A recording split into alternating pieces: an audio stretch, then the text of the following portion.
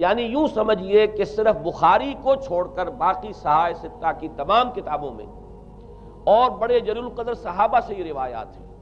حضرت عبداللہ ابن عباس رضی اللہ تعالی عنہما حبر الامہ، حضرت عبداللہ ابن عمر رضی اللہ تعالی عنہما، حضرت ابو سعید خدری رضی اللہ تعالی عنہ اور حضرت ابو الدرداء رضی اللہ تعالی عنہ، ان صحابہ سے ان کتب حدیث میں جو روایات مروی ہیں وہ یہ ہے کہ جو شخص دجالی فتنے سے محفوظ رہنا چاہے وہ سورہ کہف کی ابتدائی اور آخری آیات کی تلاوت کرے۔ بعض روایات میں تو صراحت ہے ابتدائی اور آخری، بعض میں مطلقاً فرمایا گیا کہ 10 آیات سورہ کہف کی انسان کو دجال کے فتنے سے محفوظ رکھ سکتے ہیں۔ اس اعتبار سے جو تعلق ہے ان آیات کا دجالی فتنے کے ساتھ وہ گویا کہ احادیث صحیحہ سے ثابت ہے۔ نمبر 2 بات جو اب میں عرض کرنا چاہتا ہوں وہ یہ ہے کہ احادیث نبویہ ہی سے دجالی فتنے کے بارے میں جو باتیں ہمیں معلوم ہوتی ہیں وہ کیا ہے، دجال کے کیا اوصاف ہوں گے، کیا خصائص ہوں گے، دجالی فتنے کے کیا مظاہر ہوں گے، کیا آثار ہوں گے، کیا اثرات ہوں گے۔ اس کی وضاحت میں پہلے تو ایک بات نوٹ کر لیجئے، ایک ہے دجالی فتنہ، ایک ہے ایک شخص معین المسیح الدجال، ان دونوں میں فرق ہے۔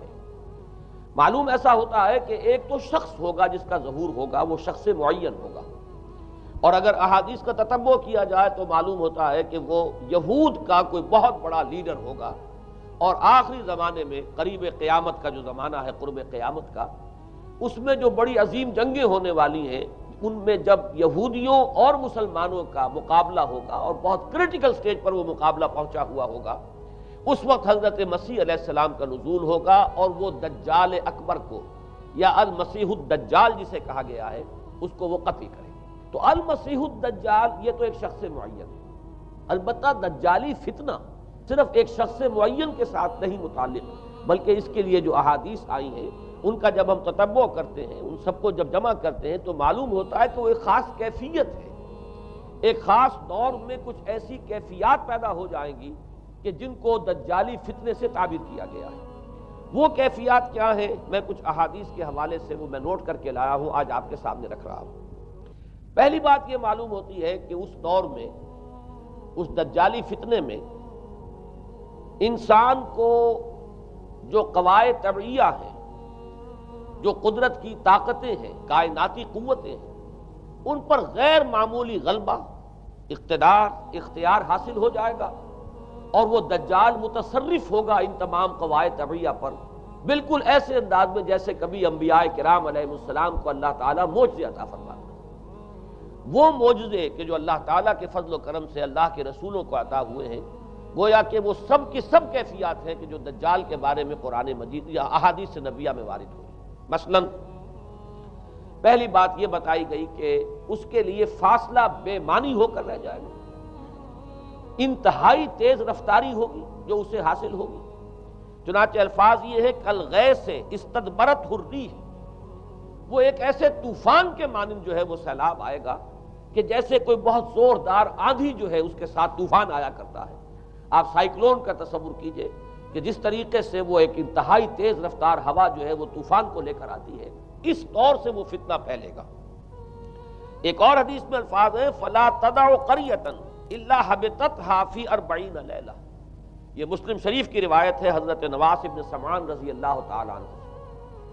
کوئی قریہ تک نہیں چھوڑے گا دنیا کی کوئی آبادی چھوٹی سے چھوٹی جس میں وہ نہیں پہنچ جائے گا 40 دن کے اندر اندر۔ یہ اس کی تیز رفتاری کا عالم ہوگا، گویا کہ میں تعبیر کر رہا ہوں اسے ان الفاظ سے کہ فاصلہ بے معنی ہو کر رہ جائے گا۔ اسی کے ضمن میں بعض اور روایات آئی ہیں۔ سواری جو ہے اس دجال کی اس کو گدھے سے تعبیر کیا گیا ہے، اس لیے کہ ظاہر بات ہے اس دور میں اور کسی شے کا اگر تذکرہ کیا جاتا ہوائی جہاز کا یا راکٹس کا تو وہ تو لوگوں کی سمجھ میں نہ آتا، اور پہلے انہیں ساری سائنس پڑھانی پڑتی تب وہ الفاظ استعمال کرتے، لہذا وہ اس کا خچر، اس کا جس پر سواری ہوتی ہے، لیکن اس کی تیز رفتاری کے لیے الفاظ آئے ہیں کہ اس کا ایک قدم اگر مکے میں ہوگا تو دوسرا قدم شام میں جا کر پڑے، اور الفاظ یہ آئے ہیں کہ اس کے دونوں کانوں کے درمیان فاصلہ جو ہے وہ 40 باع کا یعنی 80 ہاتھ کا ہوگا۔ بلکہ حضرت علی رضی اللہ تعالیٰ عنہ کے خطبے میں جو اس کا بیان ہوا ہے کہ اس کا ایک کان جو ہے وہ 30 ہاتھ لمبا کان ہوگا اس کا. ابھی ذرا یہ صرف احادیث آپ سنتے جائیے، پھر اس کے بارے میں ان سب کو جوڑ کر جو ہمیں نتیجہ نکالنا ہے اس پر گفتگو بعد میں ہوگی. اسی طرح آواز کا معاملہ کہ اس کی آواز 4 دانگ عالم میں بیک وقت سنی جائے گی. الفاظ یہ ہے ینادی بصوت لہو یسمع لہو ما بین الخافقین، وہ ایک ایسی آواز کے ساتھ پکارے گا کہ جسے مشرق و مغرب کے مابین رہنے والا ہر شخص سنے گا. اس کی آواز جو ہے گویا کہ وہ تمام فاصلوں کے جو پردے ہیں اس کے لیے وہ حائل نہیں رہیں گے، بلکہ یہ کہ اس کی آواز جو ہے پوری دنیا میں مشرق و مغرب میں بیک وقت سنائی دے گی. تیسری بات معلوم ہوتی ہے کہ علاج معالجہ وہ اس انتہا کو اور عمل جراحی اس انتہا کو پہنچ جائے گا. یہاں وہ الفاظ آئے ہیں جو قرآن مجید میں حضرت مسیح کے معجزات کے لیے آئے. حضرت مسیح کے الفاظ جو ابرئ الاکمہ والابرص، کہ میں مادر ذات اندھے کو اور جو کوڑھ کا مرض تو ان دونوں کو میں ٹھیک کر دیتا ہوں. حضرت مسیح علیہ السلام صرف ہاتھ پھیرتے تھے اور مادر ذات جو نابینا ہے، اندھا، بینائی اس کی آ جاتی تھی، اور کوڑھی جو ہے اس کے جسم پر ہاتھ پھیرتے تھے اس کا کوڑھ درست ہو جاتا تھا. ابرئ الاکمہ والابرص، وہی الفاظ آئے حدیث میں کہ دجال کو یہ قدرت حاصل ہو جائے گی. نمبر 2 یہ کہ وہ یحیی الموتیٰ، جیسے کہ حضرت مسیح کے الفاظ ہیں وہ احیی الموتیٰ، میں زندہ کرتا ہوں مردے کو. حضرت مسیح فرماتے تھے ایک مردے کو قم باذن اللہ، اور وہ کھڑا ہو جاتا تھا. بالکل اسی طریقے سے دجال کو بھی قدرت حاصل ہو جائے گی کہ وہ مردوں کو زندہ کرے گا. مزید وضاحت ایک حدیث میں یہ ہے کہ وہ ایک شخص کو آری کے ساتھ بیچ میں سے چیرے گا، 2 ٹکڑے کر دے گا، پھر سیدھے گا اور زندہ کر دے گا. معلوم یہ ہوا کہ علاج معالجے کا علم اور دوسرے یہ کہ جراحی کا علم جو ہے وہ اپنی ان بلندیوں کو پہنچے گا کہ اس حد تک انسان کی رسائی ہو جائے گی. چوتھی بات، اس کو زمین اور فضا پر اس قدر غلبہ حاصل ہو جائے گا. الفاظ یہ حدیث کے یامر السماء فتمطر، وہ آسمان کو حکم دے گا بارش برسا اور وہ بارش برسائے گا. والارض فتنبت، اور زمین کو حکم دے گا کہ فصلیں اگا اور وہ اگائے گی. وَيَمُرُّ بِالْخَرْبَةِ فَيَقُولُ لَهَا اُخْرُجِي كُنُوزَكَ، اور وہ کسی ویرانے پر سے گزرے گا اور اسے حکم دے گا، ویران چٹیل میدان، اور حکم دے گا کہ اپنے خزانے نکال. اور فرمایا اس کا نتیجہ یہ نکلے گا فَتَتَّبِعُهُ كُنُوزُهَا، تو اس زمین کے جو خزانے ہیں وہ نکل کے اس کے ساتھ چلنے شروع ہو جائیں گے. زمین پر قدرت، فضا پر قدرت. بارش کا حکم ہوگا وہ بارش ہو جائے گی، آسمان بارش برسائے گا، زمین اپنے خزانے اگل دے گی. پانچویں بات، وَيُبْعَثُ مَعَهُ الشَّيَاطِينُ عَلَى صُورَةِ مَن مَاتَ، اس کے ساتھ کچھ ایسے شیاطین مبعوث ہوں گے کہ جو ان صورتوں کو اختیار کریں گے ان لوگوں کی جو مر چکے ہیں. من الآباء والأمہات والمعارف، جو آباء و اجداد اور مائیں اور دادیاں اور جو بھی جان پہچان والے لوگ ہیں جو فوت ہو چکے ہوں گے، وہ ان کی صورت اختیار کریں گے. فَتَأْتِيَ أَحَدَهُمْ فَيَقُولُ أَلَسْتُ فُلَانًا أَلَسْتَ تَعْرِفُنِي، پھر وہ آئے گا اور وہ شیاطین آئیں گے اور انسان سے کسی سے بات کریں گے، کیا تم مجھے نہیں پہچانتے؟ کیا میں تمہارا فلاں رشتہ دار نہیں ہوں؟ اپنی نشانیاں بیان کریں گے اور لوگ پہچانیں گے. یہ وہ احادیث ہیں کہ جن کا جو نتیجہ نکلتا ہے اس کو پہچان لیجئے. وہ نتیجہ یہ ہے کہ حضور صلی اللہ علیہ وسلم نے دجالی فتنے کے جو اوصاف بیان کیے یا جو علامات بیان کی، ان کا حاصل یہ ہے کہ سائنس اور ٹیکنالوجی کی وہ بلندیاں انسان کو حاصل ہو جائیں گی کہ جو چیزیں کبھی رسولوں کے معجزوں سے ظہور پذیر ہوتی تھیں وہ قوانین طبیعہ پر تصرف کے باعث خود انسان کرنے لگے گا. یہ ہے در حقیقت حاصل. چنانچہ آج آپ دیکھیے وہ جو اس کا گدھا ہے وہ ہمارے آج کل کے ہوائی جہاز ہے، اور آپ کو معلوم ہے کہ یہ رڈار جو ہیں ان کے ہوائی جہازوں کے، یہ بالکل اینڈز پر ہوتے ہیں ان کے بازوؤں پر، اور یہی ان کے کان ہیں، انہی سے انہیں وہ معلومات حاصل ہوتی ہیں. خود ان کی لمبائی چوڑائی جو ہے وہ کتنی ہے، اور پھر یہ کہ ان کے درمیان فصل جو ہے وہ 80 ہاتھ کا یا 40 باہ کا وہ موجود ہے. اور جہاز کی ایک اڑان اب تو کہیں بات پہنچ گئی کہ آپ کو معلوم ہے کہ پوری دنیا کے گرد بھی ایک جہاز جو ہے وہ چکر لگا لیتا ہے چند گھنٹوں کے اندر.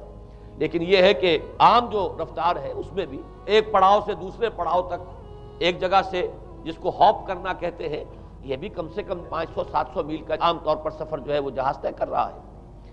اسی طریقے سے ہماری جو سائنس کی خاص طور پر جو طبی سائنس ہے، اب اس میں جس طریقے سے کہ زندہ رکھا جاتا ہے انسانوں کو، اور وہ ویجیٹیبل چاہے کہا گیا ہے ان کو ہیومن ویجیٹیبلز، لیکن یہ کہ دل کی دھڑکن بھی چلائے جا رہے ہیں، خوراک بھی پہنچا رہے ہیں، آدمی جو ہے وہ زندہ سال ہر سال تک زندہ پڑا رہتا ہے۔ اور یہ کہ سرجری بعض جانوروں پر تو یہ بات ہو چکی ہے کہ کاٹے گئے ہیں اور پھر ان کو سی دیا گیا ہے، جوڑ دیا گیا ہے۔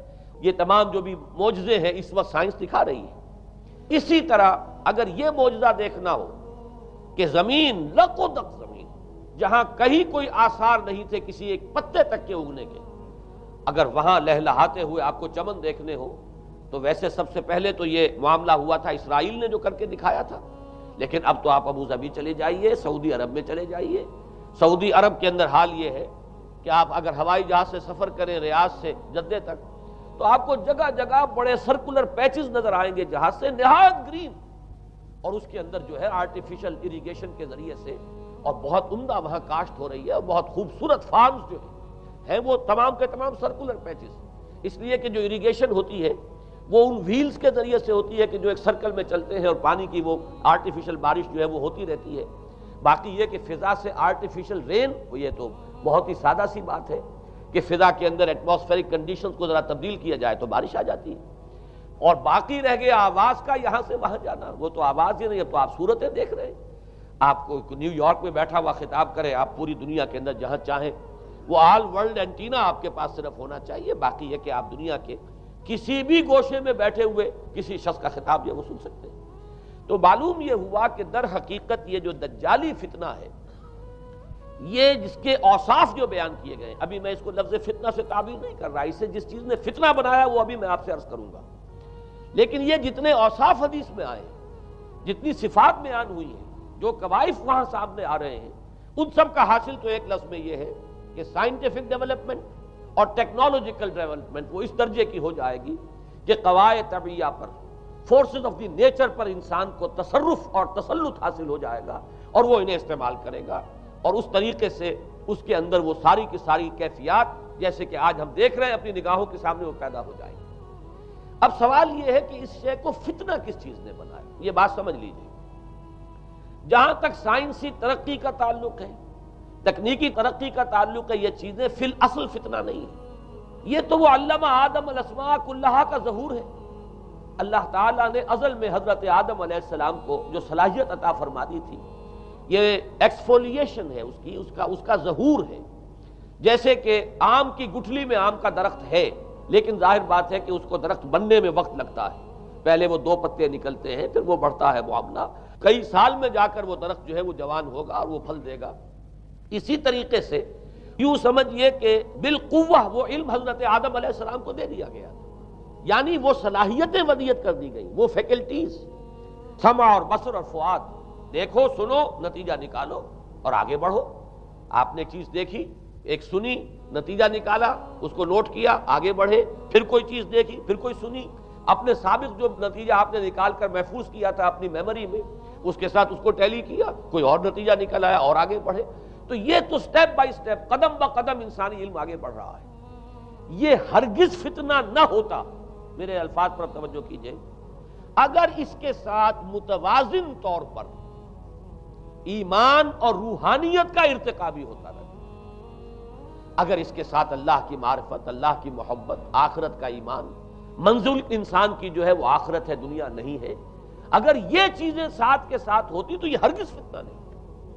فتنہ در حقیقت اسے جس نے بنایا ہے وہ یہ ہے کہ کچھ ایسے اسباب ہوئے ہیں، اور وہ اسباب آج مجھے بیان کرنے کہ در حقیقت موجودہ عیسائیت اس کا سب سے بڑا سبب ہے۔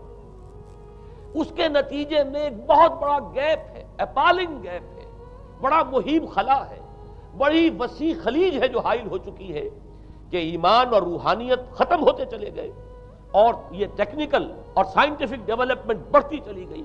ان دونوں کے درمیان جو مہیب خلا پیدا ہوا ہے اس نے اسے فتنہ بنا دیا ہے، اور عظیم ترین فتنہ بنا دیا ہے۔ ورنہ اگر اس کے ساتھ ہی اللہ پر ایمان، آخرت پر ایمان، اور انسان کے اندر ایمانی کیفیات، اس کی روحانی کیفیات اگر یہ بھی برقرار رہتی، بلکہ اس کے ساتھ متوازن طور پر ان کو ترقی کرنا چاہیے تھی، تو یہ ہرگز فتنہ نہیں ہے۔ تو پہلی بات یہ سمجھ لیجئے کہ اگرچہ دجالی فتنے کے جو صفات، اس کے اوصاف، اس کی علامات، اس کے مظاہر جو بھی حدیث کے ذریعے سے ہمیں معلوم ہے، جس کا میں نے ابھی آپ کے سامنے تذکرہ کیا، وہ سب در حقیقت تعبیر ہے اس دور کا جو محاورہ ہے، اس دور کی جو زبان ہے، اس دور میں جن الفاظ سے گفتگو کی جا سکتی تھی، اس دور کے ایڈیم میں آج کی جو سائنٹیفک اور ٹیکنالوجیکل ترقی ہے، گویا کہ اس کی تعبیر کی گئی ہے کہ وہ دجالی فتنہ ہوگا۔ لیکن اس شے کو فتنہ بنانے والی شے در حقیقت یہ ہے کہ ایک بہت بڑی خلیج حائل ہو چکی ہے ایمان اور روحانیت، اور دوسری طرف سائنٹیفک اور ٹیکنالوجیکل ڈیولپمنٹ میں ان دونوں کے درمیان اتنا بعد اور فصل پیدا ہو گیا ہے کہ جس کی وجہ سے اس نے فتنے کی شکل اختیار کی۔ اس کا سبب کیا ہے، آج ہمیں اس پر غور کرنا ہے۔ دیکھیے حضرت مسیح علیہ السلام کا دین، اور جیسا کہ میں نے عرض کیا اس سورہ کہف کے پہلے رکوع میں تذکرہ انہی کا ہو رہا ہے، وَيُنذِرَ الَّذِينَ قَالُوا اتَّخَذَ اللَّهُ وَلَدًا مَا لَهُم بِهِ مِنْ عِلْمٍ وَلَا لِآبَائِهِمْ كَبُرَتْ كَلِمَةً تَخْرُجُ مِنْ أَفْوَاهِهِمْ يَقُولُونَ إِلَّا كَذِبًا فَلَعَلَّكَ بَاخِعٌ نَفْسَكَ عَلَىٰ آثَارِهِمْ إِن لَّمْ يُؤْمِنُوا بِهَٰذَا الْحَدِيثِ أَسَفًا۔ ان آیات کا پہلے ترجمہ آپ سن لیجئے، جو پہلی آیات ہیں ان کا ترجمہ ہم کر چکے ہیں۔ کل حمد اس اللہ کے لیے ہے جس نے اپنے بندے پر کتاب نازل فرمائی اور اس میں کوئی کجی نہ رکھی، جو بالکل سیدھی ہے اور خبردار کرتی ہے ایک ایسی بڑی عظیم اور مہیب جنگ سے کہ جو خاص اللہ کی طرف سے ہوگی، اور بشارت دیتی ہے مومنین کو جو نیک عمل کریں کہ ان کے لیے بہت بڑا اور بہت عمدہ اجر ہے۔ ماکثین فیہ ابدا، وہ اس میں رہیں گے ہمیشہ ہمیشہ۔ وَيُنذِرَ الَّذِينَ قَالُوا اتَّخَذَ اللَّهُ وَلَدًا، اب دوہرا کر بات آئی، اور تاکہ خبردار کر دے ان کو جنہوں نے یہ کہا کہ اللہ نے کسی کو اپنا بیٹا بنایا۔ مَا لَهُم بِهِ مِنْ عِلْمٍ، نہیں ہے ان کے پاس اس کے بارے میں کوئی علم، وَلَا لِآبَائِهِمْ، نہ ان کے آباء و اجداد کے پاس کوئی علم تھا، کوئی عقلی دلیل نہیں، کوئی اللہ کی اتاری ہوئی کسی کتاب میں، اللہ کے اتارے ہوئے کسی صحیفے میں اس کے لیے سند نہیں۔ وَلَا لِآبَائِهِمْ كَبُرَتْ كَلِمَةً تَخْرُجُ مِنْ أَفْوَاهِهِمْ، بہت بڑی بات ہے کہ جو نکل رہی ہے ان کے منہوں سے، إِن يَقُولُونَ إِلَّا كَذِبًا، نہیں بول رہے یہ، نہیں کہہ رہے یہ مگر جھوٹ۔ فَلَعَلَّكَ بَاخِعٌ نَفْسَكَ عَلَىٰ آثَارِهِمْ، تو اے نبی صلی اللہ علیہ وسلم شاید کہ آپ اپنے آپ کو ہلاک کر لیں گے ان کے آثار پر۔ یہ آثار کے لفظ کو میں ابھی جو کا تو رکھ رہا ہوں، بعد میں اس کی وضاحت کروں گا۔ ان لم یؤمنوا بهذا الحدیث اسفا، اگر یہ لوگ ایمان نہ لائے اس حدیث پر، یہ حدیث قرآن، اس پر اگر یہ ایمان نہ لائے، جیسے کہ وہاں فرمایا گیا تھا اگر رحمت خداوندی میں داخل ہونا ہے اے بنی اسرائیل تو یہ شاہدرہ ہے رحمت خداوندی کا قرآن حکیم، آؤ اور داخل ہو جاؤ۔ یہاں پر ان عیسائیوں کو متنبہ کیا جا رہا ہے اگر وہ اس حدیث پر، یہ حدیث اللہ، اللہ کی کتاب، احسن الحدیث کتابا متشابہہ فَبِأَيِّ حَدِيثٍ بَعْدَهُ يُؤْمِنُونَ، اگر اس اللہ کی حدیث پر، اللہ کی کتاب پر یہ ایمان نہ لائے تو جو ان کے آثار ہوں گے، جو نتائج نکلیں گے، ان پر اے نبی شاید کہ آپ اپنے آپ کو صدمے اور رنج اور غم سے ہلاک کر لیں۔ یہ ہے در حقیقت وہ آیات کے جن میں تذکرہ ہو رہا ہے عیسائیت کا، لیکن عیسائیت سے مراد کیا ہے اسے سمجھیے۔ حضرت مسیح علیہ السلام کا دین تو بعین ہی وہی دین تھا جو دین آدم سے لے کر محمد تک صلی اللہ علیہ وسلم وعلیہم الصلاۃ والسلام جتنے انبیاء آئے ہیں ان کے دین میں کوئی فرق نہیں تھا۔ دین توحید، وہی ایمان، البتہ شرائع کے اندر، شریعتوں میں کچھ تفصیلی احکام میں فرق ہوا ہے، شریعت موسوی اور شریعت محمدی میں علی صاحب الصلاۃ والسلام تھوڑا تھوڑا فرق ہے، دین ایک ہی ہے۔ شرع لکم من الدین ما وصی بہ نوحا والذی اوحینا الیک وما وصینا بہ ابراہیم وموسیٰ وعیسیٰ، دین میں تو ہم نے وہی شے تمہارے لیے بھی معین کی ہے مسلمانوں، کہ جس کی کہ ہم نے نوح کو وصیت کی تھی اور جس کی کہ ابراہیم کو اور موسیٰ کو اور عیسیٰ کو وصیت کی، دین ایک ہے۔ ان الدین عند اللہ الاسلام، تو دین مسیحی بھی وہی تھا بعین ہی جو دین محمدی ہے اور دین موسوی ہے صلی اللہ علیہ وسلم علیہ الصلاۃ والسلام۔ البتہ حادثہ جو نہایت عظیم پیش آیا ہے اور وہ یہ ہے کہ پال، ساؤل اس کا نام تھا پہلے، جس نے کہ اپنی زندگی میں حضرت مسیح علیہ السلام جب تک موجود تھے دنیا میں شدید انہیں تکلیفیں پہنچائیں، شدید ایذائیں پہنچائیں، ان کی مخالفت پر کمر بستہ رہا، لیکن اس کے بعد جب انہیں اٹھا لیا گیا، یا عیسائیوں کے عقیدے کے مطابق وہ سولی دیے گئے، اور اس کے بعد ان کا عقیدہ بھی یہ ہے کہ سولی پانے کے بعد پھر وہ زندہ ہو کر آسمان پر چلے گئے۔ جبکہ ہم یہ سمجھتے ہیں اور ہمارا ایمان ہے کہ انہیں سولی دی نہیں گئی، بلکہ انہیں تو پہلے ہی اٹھا لیا گیا تھا، ان کی جگہ کوئی اور ہے۔ انجیل برنباس نے یہ بات بالکل واضح کر دی کہ در حقیقت وہی حواریین میں سے جس نے کہ غداری کی تھی اور پکڑوایا تھا، مخبری کی تھی، وہی ہے جس کی شکل بنا دی گئی تھی حضرت مسیح علیہ السلام کے جیسی مانند، اور وہ شخص ہے کہ جو سولی چڑھا ہے۔ بہرحال عیسائیت اس وقت کی جو اس کا عقیدہ ہے اور جو ہمارا عقیدہ اور ایمان ہے، ان دونوں کی روح سے حضرت مسیح علیہ السلام آسمان پر اٹھا لیے گئے۔ اس کے بعد اس نے دین مسیحی میں نقب لگانے کے لیے، جو دین مسیح اصل دین اسلام تھا، اس کو کرپٹ کرنے کے لیے، ڈسرپٹ کرنے کے لیے، اس میں نقب لگانے کے لیے اس نے اپنے ایک مکاشفے کا ذکر کیا کہ میں آ رہا تھا سفر میں کہ مجھے حضرت مسیح نظر آئے ہیں آسمانوں میں، اور انہوں نے مجھے کہا ہے کہ اے ساؤل تو مجھے کیوں ستاتا ہے، اور تو اب فلاں جگہ جا اور میرے نام سے نبوت کر۔ اس کے بعد اس نے لبادہ اوڑھا عیسائیت کا، اور اس نے آ کر جس طرح عبداللہ ابن سبا نے محمد الرسول اللہ صلی اللہ علیہ وسلم کے دین میں نقب لگائی، اسی طریقے سے اس شخص نے دین مسیحی میں نقب لگائی۔ فرق یہ ہے کہ دین محمدی صلی اللہ علیہ وسلم، چونکہ یہ آخری دین تھا، اب کوئی اور رسول آنے والا نہیں تھا، اللہ تعالیٰ کی طرف سے اس دین کو، اس شریعت کو ایک پروٹیکشن حاصل ہے، لہذا ایک جزء کی حد تک گمراہی جو ہے پھیل سکی، کل پر محیط نہیں ہوئی۔ لیکن بدقسمتی سے دین مسیحی کے بارے میں یہ ہوا کہ کچھ عرصے تک تو کشمکش رہی ہے۔ اصل دین مسیحی پر بھی جو کاربند لوگ تھے اور جو اس کے اوپر مستقیم رہے، وہ قائم کچھ عرصے تک رہے ہیں، لیکن ہوتے ہوتے تقریباً اس دور تک آ کر جب کہ حضور کی بعثت ہوئی ہے، اصل دین مسیحی کے ماننے والے تقریباً ختم ہو چکے تھے، شاذ لوگ رہ گئے تھے، اور ان میں بھی یہ جرت نہیں تھی کہ اپنے اصل دین کا وہ اظہار کر سکے، بلکہ ہوتے ہوتے ان 600 سالوں کے اندر یہ ہوا کہ وہی پالزم جو ہے در حقیقت اس نے ہی مسیحیت کی شکل اختیار کر لی۔ یہ پالزم جو ہے یہ ہے در حقیقت، یوں سمجھیے کہ ادیان عالم کی تاریخ میں سب سے زیادہ گمراہ کن مذہب، جس کا رد عمل پیدا ہوا ہے یورپ میں، جس نے کہ اس دجالی فتنے کی شکل اختیار کی ہے۔ میں یہ چاہتا ہوں کہ اس کے ضمن میں چند باتیں آج آپ کے سامنے رکھوں۔ پال نے جو دین مسیحی میں یا دین اسلام میں جو صحیح دین ہے اللہ کا، اس میں 3 تبدیلیاں بنیادی کی۔ سب سے پہلا تو وہی جو قرآن کہہ رہا ہے، الذین قالوا اتخذ اللہ ولدا، مسیح کو، حضرت مسیح علی نبینا علیہ الصلوۃ والسلام، انہیں خدا کا بیٹا قرار دیا گیا۔ اور اس میں بھی نوٹ کیجئے، بیٹے کے لیے عربی زبان میں 2 لفظ ہیں، ابن اور ولد۔ ابن کا لفظ ذو معنیین ہے، 2 معنی ہیں اس کے۔ ابن بیٹے کو بھی کہتے ہیں، اور ابن کا کوئی معنوی تعلق بھی ہو سکتا ہے، صرف بیٹا نہیں۔ ابن السبیل مسافر کو کہتے ہیں، راستے کا بیٹا، یعنی چونکہ راستے کے ساتھ اس کا ایک تعلق ہے، راستہ چل رہا ہے، وہ تو ابن السبیل ہے۔ ابن الوقت، وقت کا بیٹا، وہ وقت کا بیٹا اس معنی میں نہیں ہے، بلکہ یہ ہے کہ جو ہر وقت جو ہے حالات کے مطابق گرگٹ کی طرح اپنا رنگ بدلتا چلا جائے، چلو تم ادھر کو ہوا ہو جدھر کی، وہ ابن الوقت ہے۔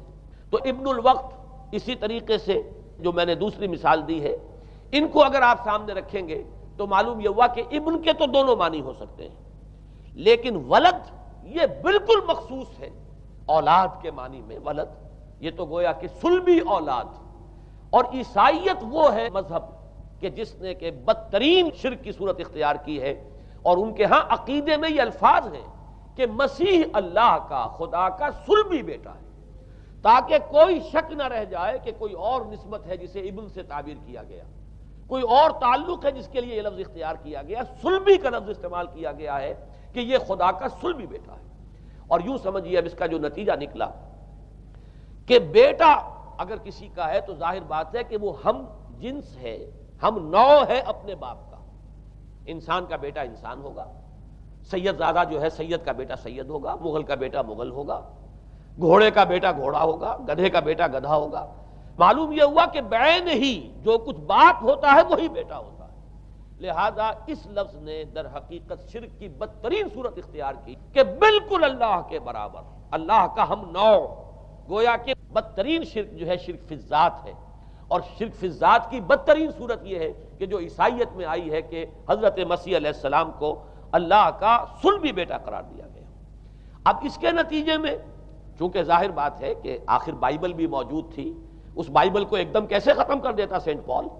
سینٹ پال کہیں یا بہرحال میں تو لفظ سینٹ اس کے ساتھ استعمال نہیں کرنا چاہتا، لیکن چونکہ ہمیں یہ ہدایت ہے قرآن مجید کی بھی کہ جو باطل معبود بنا لیے جاتے ہیں انہیں بھی ہم کوئی ان کے لیے توہین والے الفاظ استعمال نہ کریں، لہذا میں یہ لفظ استعمال کر رہا ہوں، ورنہ جی تو چاہتا ہے کہ کوئی اور لفظ اس کے لیے استعمال کیا جائے۔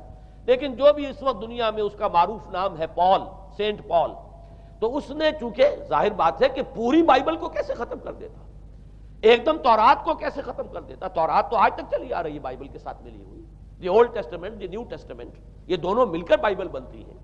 لہذا اب گورکھ دھندا بنانا پڑا انہیں، وہ تثلیث والا گورکھ دھندا، 3 میں 1 1 میں 3، توحید بھی ہے تثلیث بھی ہے، 3 میں 1 1 میں 3، اور یہ وہ شے ہے کہ جس نے عقیدے کا تعلق عقل سے منقطع کر دیا۔ اس لیے سمجھ میں آنے والی بات نہیں، 3 میں 1 1 میں 3 ایک گورکھ دھندا ہے۔ نتیجہ انہوں نے یہ نکالا کہ ڈوگما در حقیقت اس کا عقل سے کوئی تعلق نہیں، ڈوگما بس عقیدہ ہے، اور اس عقیدے ہی کے اوپر سارے دین کی بنیاد ہے، باقی وہ عقل میں آئے نہ آئے، عقل کے لیے قابل قبول ہو یا نہ ہو۔ یہ بات اچھی طرح سمجھ لیجئے کہ اگرچہ ہمارے ہاں بھی ہم بھی یہ بات کہتے ہیں کہ بہت سے حقائق جو ہیں کائنات کے وہ ایسے ہیں کہ جن تک عقل کی رسائی نہیں ہے اس کے لیے ہم مجبور ہیں، محتاج ہیں وحی کی ہدایت کے، لیکن 2 چیزوں میں فرق کیجئے، ایک ہے عقل سے ماورا ہونا اور ایک ہے عقل کے خلاف ہونا، ان دونوں چیزوں میں زمین و آسمان کا فرق ہے۔ ایک وہ حقائق ہے کہ جو عقل از خود ان تک رسائی حاصل نہیں کر سکتی، لیکن جب وہ سامنے آتے ہیں تو عقل تسلیم کرتی ہے کہ ہاں یہ بات سمجھ میں آتی ہے۔ ایک وہ چیزیں ہیں کہ جن کو عقل تسلیم نہیں کرتی، تو ایک ہے مخالف عقل، ایک ہے ورائے عقل، ان دونوں میں زمین و آسمان کا فرق ہے۔ ہمارے دین میں تو عقل کو اپیل کیا گیا ہے، لعلکم تعقلون، لعلہم یعقلون، اولو الالباب الذین یعقلون۔ اب ظاہر بات ہے کہ عقل کو ہاتھو برہانکم ان کنتم صادقین، لاؤ دلیل اپنی، تو دلیل سے عقل سے اپیل کی گئی، اور اس میں وہ رشتہ جو میں نے کئی مرتبہ بیان کیا علامہ اقبال کے اشعار کے حوالے سے کہ عقل گو آستاں سے دور نہیں، اس کی قسمت میں پر حضور نہیں، اور گزر جا عقل سے آگے کہ یہ نور چراغ راہ ہے، منزل نہیں ہے۔ منزل تک تو عقل نہیں پہنچائے گی لیکن راستہ تو دکھاتی ہے، اور جب کہ وحی کی روشنی سامنے آتی ہے تو عقل اس کی تصدیق کرتی ہے۔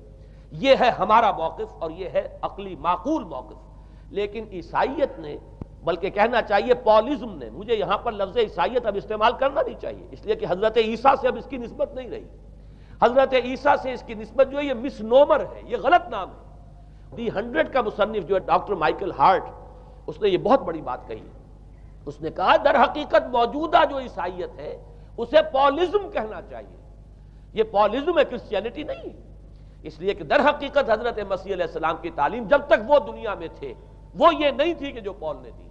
البتہ اس نے پال کو بہت بڑا شخص مانا، اس میں کوئی شک نہیں، اس لیے کہ اس شخص نے تاریخ کے ایک دھارے کا جو ہے وہ رخ موڑ دیا ہے، اللہ تعالیٰ کے صحیح دین کو گویا کہ قلع کما کر کے ایک نیا دین اس طریقے سے پھیلایا ہے کہ آج بھی شاید دنیا میں کثیر ترین تعداد عیسائیت ہی کے نام لیواؤں کی ہے، واللہ عالم، یا شاید گوتم بدھ کے ماننے والوں کی ہے۔ بہرحال یہ کہ بہت بڑی تعداد میں آج حضرت مسیح علیہ السلام کی طرف جو منسوب ہے غلط طور پر دین، اس کے نام لیوا دنیا میں ہے۔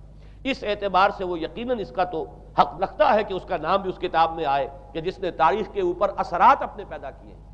اور حضرت مسیح علیہ السلام جب تک دنیا میں تھے، عیسائیت کی حقیقت بنی اسرائیل یا یہودیت کے ایک فرقے سے زیادہ نہیں تھی، ڈیٹیچ نہیں ہوا تھا یہ دین حضرت موسیٰ علیہ السلام کے دین سے، لیکن یہ کہ پال نے اسے بالکل ایک مستقل بذات ایک جداگانہ دین کی شکل دے دی ہے، تو یہ پالزم ہے۔ پالزم نے در حقیقت سب سے پہلا کام یہ کیا کہ عقل سے بالکل تعلق منقطع کر دیا۔ عقیدہ، ڈوگما، ڈوگما جو ہے وہ خلاف عقل، جو بات عقل میں آئے نہ آئے بس ماننی ہے۔ تو پہلی تو یوں سمجھیے کہ نقب جو لگی ہے دین کے اندر وہ اس تثلیث کے حوالے سے، اور تثلیث کا گورکھ دھندا خلاف عقل، لہذا ڈوگما کی جو کا لفظ جو استعمال ہوا ہے کہ بس اس کو تو ہم مانیں گے چاہے وہ عقل کے لیے قابل قبول ہو چاہے نہ ہو۔ دوسرا، اس سے بھی زیادہ آپ دیکھیے ایک سے ایک بڑھ کر اینٹ رکھی جا رہی ہے، خشت اول چون حد میں مار کج تاثریا میر ود دیوار کج۔ دوسرا کفارے کا عقیدہ جو مبنی ہے صلیب کے عقیدے پر۔ مسیح نے انتہائی ذلت کی موت، یعنی صلیب کی موت جو ہے وہ خود کہتے ہیں کہ انتہائی ذلت کی موت ہے۔ یہ ذلت کی موت کا پیالہ اس لیے پیا تاکہ اس کے ماننے والوں کی طرف سے کفارہ ادا ہو جائے۔ مسیح کفارہ ادا کر چکا ہے، اب جو شخص بھی مسیح کو مان لے گا اس کی گویا کہ نجات ہو گئی۔ اس کا عمل سے کوئی تعلق نہیں۔ عمل ہو نہ ہو، بد کردار ہو، اچھا کردار والا ہو، نیک ہو، بھلا ہو، جیسا بھی ہو، برا ہو، بدماش ہو، لچا ہو، لفنگا ہو، مسیح کو مان لے۔ صرف ماننے پر، اس لیے کہ مسیح تو اس کی طرف سے کفارہ پیش کر چکا، سارے گناہوں کا کفارہ جو ہے مسیح نے انتہائی ذلت آمیز موت جو ہے قبول کر کے گویا کہ اپنے ماننے والوں کے تمام گناہوں کا کفارہ دے دیا ہے۔ یہ دوسرا عقیدہ۔ اس کا نتیجہ کیا نکلا؟ تثلیث نے عقل سے تعلق توڑ دیا تھا مذہب کا، اس نے عمل سے تعلق توڑ دیا۔ ڈوگما ہی ڈوگما ہے، نہ عقل سے کوئی تعلق نہ عمل سے کوئی تعلق، کوئی تعلق نہیں رہا۔ دین کی جڑیں جو ہیں دونوں اعتبار سے، دین تو نام ان دو چیزوں کا، الا الذین آمنوا وعملوا الصالحات، دونوں کی گویا کہ جڑیں منہدم ہو گئیں، بنیادیں منہدم ہو گئیں، جڑیں کاٹ دی گئیں کہ نہ اس کا تعلق عقل کے ساتھ ہے نہ عمل کے ساتھ ہے۔ تیسری بات آئی ہے، اس نے کہا شریعت منسوخ۔ یہ عجیب ہے، دیکھیے، جسے آئرنی آف فیٹ کہتے ہیں انگریزی زبان میں۔ ابھی تک بائبل کے اندر سینٹ میتھیو کے جو روایت ہے، متی کی انجیل جسے کہا جاتا ہے، gospel of the Lord according to saint Matthew, اس میں جو سرمن آف دی ماؤنٹ ہے، ایک وعظ ہونے کے اعتبار سے واقعتاً میں اس کی عظمت کا بڑا قائل ہوں، عظیم ترین وعظ ہے دنیا کا۔ اس کے شروع میں یہ الفاظ موجود ہیں، don't think I have come to destroy law, ہرگز یہ نہ سمجھنا کہ میں شریعت کو ختم کرنے آیا ہوں۔ وہ یہ کہہ کر گئے تھے کہ شریعت موسوی تم پر لاگو رہے گی، عائد رہے گی، لیکن پال نے تیسرا نقب لگایا، شریعت ساقط کر دی۔ اس کی ضرورت کیوں محسوس ہوئی یہ بھی سمجھ لیجئے۔ حضرت مسیح یہ کہہ کر گئے تھے کہ میں صرف بنی اسرائیل کے لیے آیا ہوں، میں اسرائیل کے گھرانے کی کھوئی ہوئی بھیڑوں کی تلاش میں آیا ہوں۔ انجیل میں یہ الفاظ آج بھی موجود ہیں۔ حضرت مسیح نے اپنے حواریین کو جب بھیجا ہے کہ اب جاؤ تبلیغ کرو میری طرف سے، اس کی ہدایتوں میں ایک ہدایت یہ بھی ہے کہ تمہیں صرف اسرائیلیوں تک تبلیغ کرنی ہے، باہر نہیں، میں صرف اسرائیلیوں کی طرف رسول بنا کر بھیجا گیا ہوں۔ یہ الفاظ بھی موجود ہیں، اگرچہ اس وقت کے انجیل میں جو الفاظ ہیں وہ تو میں سمجھتا ہوں کہ حضرت مسیح علیہ السلام کے شایان شان نہیں ہے، وہاں کوئی نہ کوئی تحریف ہوئی ہے لفظی، اس لیے کہ وہاں تشبیہ یہ دی گئی ہے کہ کوئی اپنے بچے کے حصے کی روٹی جو ہے کتے کے آگے نہیں ڈالتا۔ گویا کہ جینٹائلز جو ہیں، غیر بنی اسرائیلی، انہیں اس جملے کی روح سے انہیں کتوں سے تشبیہ دی جا رہی ہے کہ میرے پاس میرے بچوں کے حصے کی روٹی ہے، میرے بچے ہیں اسرائیلی، میری روٹی جو ہے یہ جو میرے پاس ہے وہ اسرائیلیوں کے لیے ہے، کوئی اپنے بچوں کے حصے کی روٹی کتے کو نہیں کھلاتا۔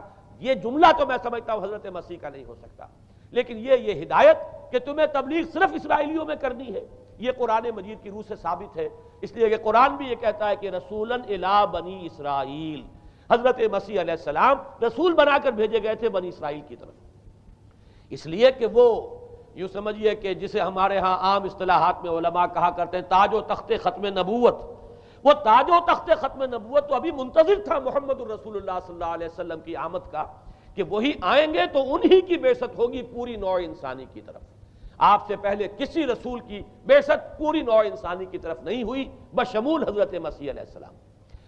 ہر جو ہے رسول جو آیا ہے آپ سے پہلے اپنی اپنی قوموں کی طرف آیا ہے، لیکن اس پال نے کیا کیا؟ پہلے تو یہ اصول توڑا، ہم اس دین مسیحی کی یا جو پالزم ہے اس کی اب تبلیغ کریں گے غیر اسرائیلیوں میں بھی۔ وہاں انہیں دقت پیش آئی، شریعت موسوی بڑی بھاری شریعت ہے، اب وہ بھاری شریعت جو ہے اس کو قبول کرنا تو لوگوں کے لیے آسان نہیں ہے۔ انہوں نے یہ کیا کہ یہ شریعت تم پر ساقط، شریعت کا بوجھ تم پر نہیں، برڈن آف لا یہ تمہارے لیے نہیں ہے۔ اور میں یہاں مثال دے دینا چاہتا ہوں، بین ہی تاریخ نے اپنے آپ کو دہرایا ہے۔ عبداللہ ابن سبا نے جو فتنہ شروع کیا تھا ہمارے ہاں، ہماری تاریخ میں جو اس کے اثرات پھر پیدا ہوئے ہیں، ان میں سے ایک جو ہے وہ شکل وہ اسماعیلیت والی ہے، کہ اسماعیلیت نے بھی بین ہی یہی شکل اختیار کی ہے۔ ہندوستان میں آ کر جب اسماعیلی داعیوں نے جب تبلیغ کی ہے تو شریعت ساقط کر دی۔ آج آپ کو جو اسماعیلی ملیں گے ان کے ہاں کوئی شریعت نہیں ہے، کوئی نماز نہیں، مسجد ان کی ہوتی نہیں، جماعت خانہ ہوتا ہے، وہ کلب گھر ہے، آتے ہیں جمع ہوتے ہیں، کھانا کھاتے ہیں، اللہ اللہ خیر صلی اللہ کو باتیں چیتیں کرتے ہیں، ان کے اوپر شریعت ہے ہی نہیں، نہ روزہ ہے نہ نماز ہے۔ اور بین ہی وہی جو اختیارات میں ابھی آپ کو بتاؤں گا کہ جو پوپ کے ہیں وہی ان کے امام حاضر کے اختیارات ہیں۔ بہرحال تیسری نقب جو میں نے عرض کیا آپ سے وہ یہ تھی کہ شریعت منسوخ، اس کا نتیجہ کیا نکلا؟ اب دیکھیے ذرا غور کیجئے، ایک بہت بڑا خلا پیدا ہو گیا، وہ خلا کون پر کرے گا؟ شریعت کے بارے میں سارے اختیارات اب پوپ کو حاصل ہیں، وہ جس چیز کو چاہے حلال کر دے، جس چیز کو چاہے حرام کر دے، جس چیز کو چاہے قرار دے دے کہ یہ ممنوع ہے، جس چیز کی چاہے اجازت دے دے. اس لیے کہ اب شریعت تو رہی نہیں، خلا ہے، اس میں سوالات تو پیدا ہوں گے، یہ کام کیا جائے یا نہ کیا جائے، کون کرے گا؟ تو جب شریعت ختم ہوئی تو سارا اختیار پوپ کے ہاتھ میں آ گیا ہے. یہ میں بعد میں ذرا اور تفصیل سے بتاؤں گا کہ کیسے کیسے اختیارات پھر مذہبی طبقے کے ہاتھ میں آئے ہیں. اس کے نتیجے میں تاریخ انسانی میں ورسٹ فارم آف تھیوکریسی پیدا ہوئی. تھیوکریسی کسے کہتے ہیں؟ جو آج کی اصطلاح میں گالی ہے، تھیوکریسی. قائد اعظم کے جملے آپ نے کئی پڑھے ہوں گے، اسلام میں کوئی تھیوکریسی نہیں ہے، مذہبی طبقے کی حکومت نہیں ہے اسلام میں، اور 100% درست ہے. تھیوکریسی کہتے ہیں ایک مذہبی حلقے کی، مذہبی طبقے کی حکومت، اس کے ہاتھ میں اختیارات آ جائیں.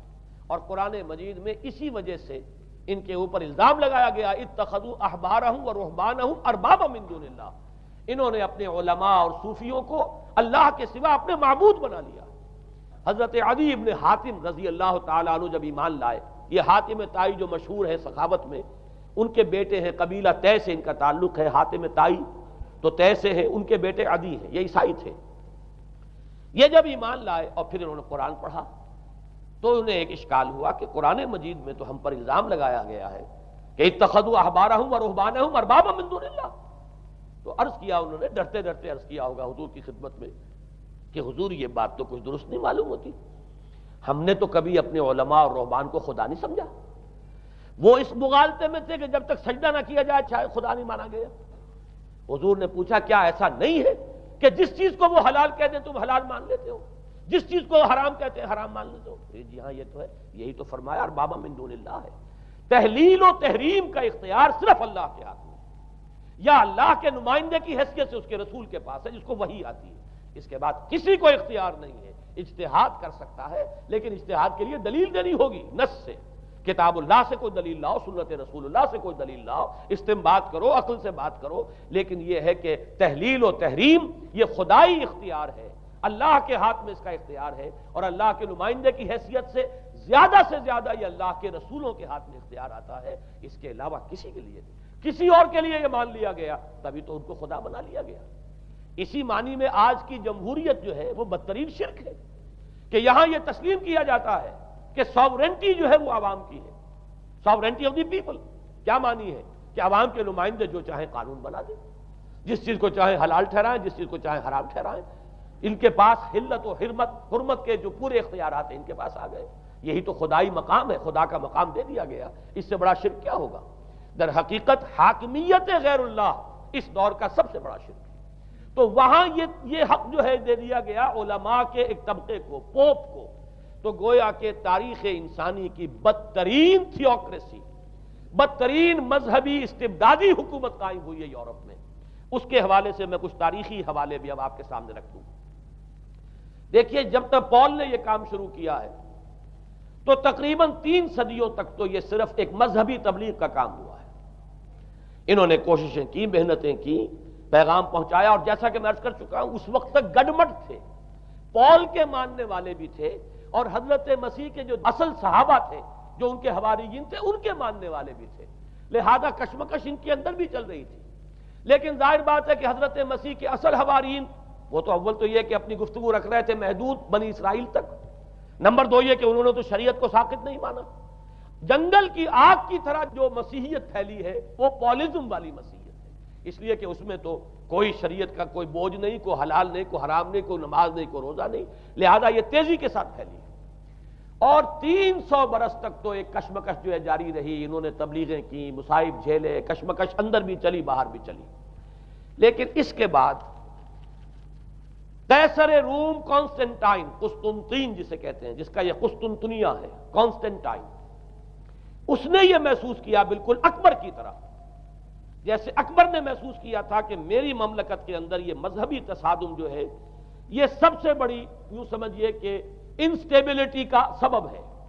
لہذا ان تمام مذہبوں کو ایک ہاون دستے میں ڈال کے کوٹ پیس کر ایک بناؤ. وہ جو دین اکبری یا دین الہی جو اس نے کیا تھا اس سیاسی مصلحت کی وجہ سے کہ یہ ہندو مسلم تصادم اور دوسرے مذاہب کا ٹکراؤ جو ہے وہ ہندوستان کو ایک سیاسی وحدت اور ایک اپنی سیاسی عظمت کی طرف پیش قدمی کرنے کا جو راستہ ہے اختیار کرنے سے روکتا ہے. لہذا یہ کام کیا جائے. یہی قسطنطین نے کیا.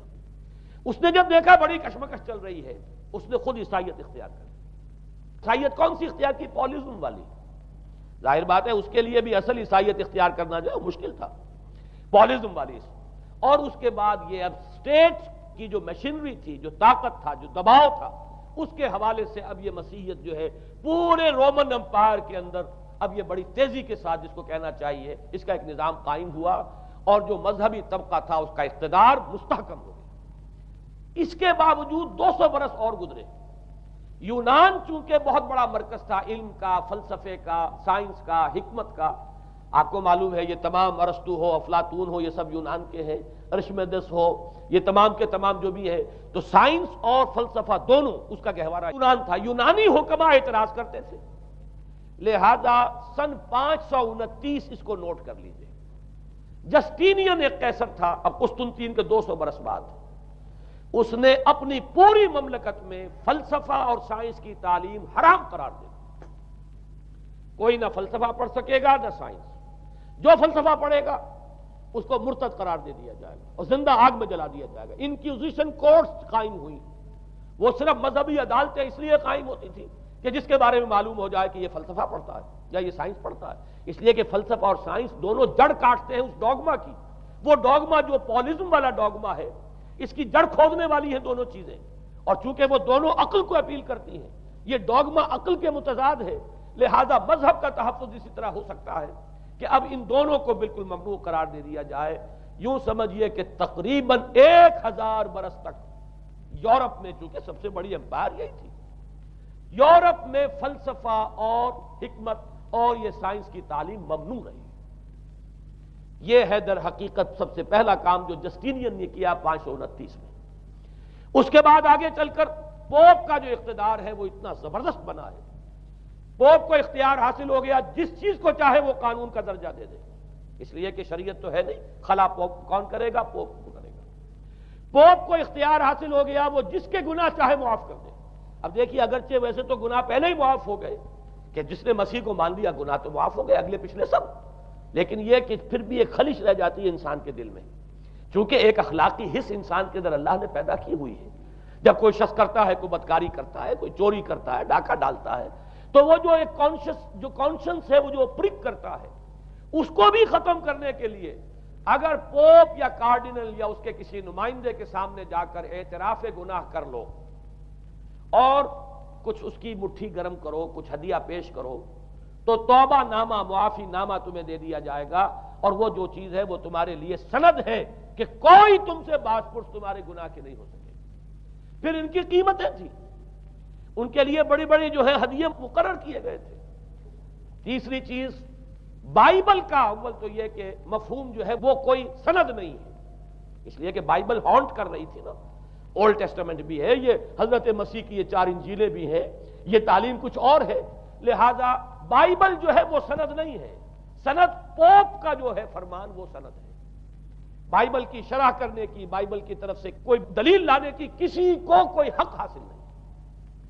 یہ جبر تھا، یہ تشدد تھا یورپ میں، یہ وہ دور تھا جب کہ اسلام پھیل رہا تھا۔ میں نے اس لیے آپ سے کہا تھا، نوٹ کرایا آپ کو، 529 میں جسٹینین کا یہ فرمان ہے، 571 میں حضور کی ولادت ہو رہی ہے، وہی صدی ہے، اور 630 کے آس پاس، بلکہ 629 کے آس پاس سلطنت روما کے ساتھ مسلمانوں کا ٹکراؤ شروع ہوا ہے۔ تو یہ تاریخی ان کو ریلیشن جو ہے ذہن میں رکھیے۔ جس وقت مسلمان آئے اور 200-300 برس جو ان کے عروج کے ہیں، اس وقت آپ کو معلوم ہے کہ تقریباً 6 صدیاں ہو چکی تھی کہ یورپ بالکل جس کو کہا جاتا ہے ڈارک ایجز، انتہائی تاریکی، مذہبی جبر اور استبداد، اس کے سوا کچھ نہیں، اور وہ ملاؤں کی حکومت جسے آپ کہیں گے، جسے آج کل کی اصطلاح میں کہا جائے گا، وہ جس کو چاہے جو چاہے صدا دے دے، پوپ کو اختیار حاصل ہے۔ کسی کے بارے میں ذرا جیسے بعض اوقات خبریں سچی ہیں یا جھوٹی، لیکن میں مثال دے رہا ہوں جیسے خبریں آتی رہی ہیں ایران کے بارے میں کہ کہیں اگر معلوم ہو گیا ہے تو پاسداران انقلاب پہنچے اور سمری ٹرائل اور فوراً ختم کیا آدمی کو۔ اس قسم سے انکوزیشن رپورٹس جو ہیں وہ کورٹس وہاں قائم ہوئی، اور یوں سمجھیے کہ لاکھوں افراد تحت کیے گئے، زندہ جلائے گئے۔ لیکن اس کے بعد جب عالم اسلام میں وہ روشنی پھیلی، اور خاص طور پر بنو عباس کے زمانے میں اب بھاگ بھاگ کر وہاں جو بھی تھے فلسفے کے اور سائنس کے کوئی دلچسپی رکھنے والے، وہ بھاگ کر عالم اسلام میں آ گئے. یہاں اب وہ کتابیں جو ہیں ان کے ترجمے ہوئے، خاص طور پر مامون اور ہارون الرشید کے زمانے کے اندر یہ علم جو ہے ہندوستان سے بھی لیا، یونان سے بھی لیا مسلمانوں نے، اور اس کے بعد یہ غرناطہ اور قرطبہ کی یونیورسٹیوں کے ذریعے سے اس علم نے پینیٹریٹ کیا ہے دوبارہ یورپ میں. دیکھیے سرکل کیسے بنا ہے. یونان کا علم آیا ہے پہلے عالم اسلام میں، مڈل ایسٹ میں، اور پھر ادھر سے ہو کر چکر کھا کر اور اسپین کی یونیورسٹیوں کے ذریعے سے یورپ میں انٹروڈیوس ہوا ہے. اس وقت پھر اصلاح مذہب کی تحریک شروع ہوئی، اور ساتھ ہی تحریک احیاء العلوم رینیسنس، اس کے نتیجے میں وہاں بیداری پیدا ہوئی. لیکن یہ بیداری اب آپ نوٹ کر لیجئے، ایک تو پروٹیسٹنٹ مذہب پیدا ہوا اور کئی سو برس تک تصادم رہا کیتھولکس کے اندر اور پروٹیسٹنٹس میں. پورے اسلام کی تاریخ میں کبھی اتنے خونی فسادات نہیں ہوئے ہیں، کبھی بھی شیعہ سنی فساد بھی کبھی اتنا نہیں ہوا جتنا کہ کئی سو برس تک رومن کیتھولکس اور پروٹیسٹنٹس کے مابین یورپ میں ہوتا رہا ہے. بلکہ اس میں تو ایسے ایسے واقعات آتے ہیں کہ لگ بھگ 10 لاکھ افراد جو ہیں وہ ختم ہوئے ہیں. یہ آپس کا تصادم جو تھا، پروٹیسٹنٹ مذہب جو پیدا ہوا اصلاح مذہب کی تحریک کے ذریعے سے، اور وہ رومن کیتھولک پاپائیت والا نظام، ان کے درمیان جو تصادم ہوا 10 لاکھ کی تعداد بتائی جاتی ہے کہ آدمی مارے گئے. بلکہ فرانس کا ایک شہر ہے، وہاں تو 19 دن تک مسلسل قتل عام کیا گیا پروٹیسٹنٹس کا، اور وہاں حاملہ عورتوں کے جو ہے پیٹ چاک کر کے بچے نکال کر ان کو بھی جو ہے ختم کیا گیا ہے. یہ سارا ظلم جو ہے وہاں ہوا ہے، تصادم ہوا ہے. اس کے نتیجے میں آپ خود سوچئے کہ کس قدر نفرت پیدا ہوئی عوام کے اندر مذہب سے. اس کے ساتھ ہی اب وہ علم شروع ہوا، سائنس شروع ہوئی. لہذا علم اور سائنس دونوں کی جڑ میں مذہب سے شدید نفرت پیدا ہو. یہ ہے وہ سبب کہ جس نے یہاں سے راستے علیحدہ کر دیے.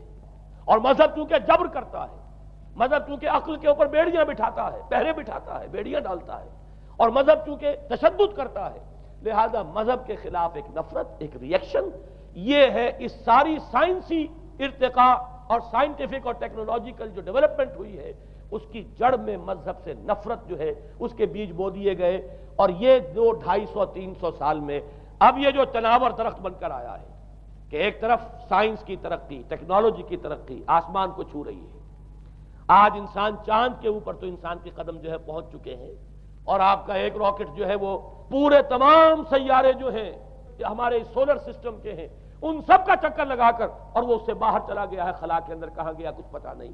لیکن یہ کہ تقریباً یوں سمجھیے کہ سن 77 کا چلا ہوا وہ، اور 12 برس تک اس نے سفر طے کیا ہے، اور کم سے کم سولر سسٹم کا جو ہے اس نے پورا جو ہے احاطہ کیا ہے.